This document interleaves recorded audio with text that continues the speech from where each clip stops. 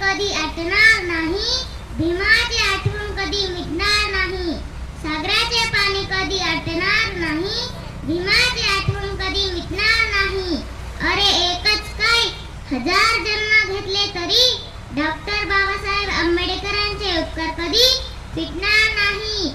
आदरणीय व्यासपीठ, गुरुजन वर्ग आणि इथे जमलेल्या माझ्या बालमित्रांनो, मी तुम्हाला डॉक्टर बाबासाहेब आंबेडकरांबद्दल जे काही 2 शब्द सांगत आहे ते तुम्ही शांत चित्तेने ऐकावे अशी माझी नम्र विनंती. डॉक्टर बाबासाहेब आंबेडकरांचे पूर्ण नाव भीमराव रामाजी आंबेडकर असे होते. त्यांचा जन्म 14 एप्रिल 1891 मध्ये गुजरातमधील महू या गावी झाला. त्यांच्या वडिलांचे नाव रामजी व आईचे नाव भीमाबाई असे होते. डॉक्टर बाबासाहेब आंबेडकरांच्या शालेय जीवनात 18 तास अभ्यास करीत असत. ते अत्यंत हुशार होते व महत्त्वाकांक्षी होते. राज्यघटनेचे शिल्पकार. त्यांनी भारतीय शिका, संघटित व्हा आणि संघर्ष करा असा गुरुमंत्र दिला.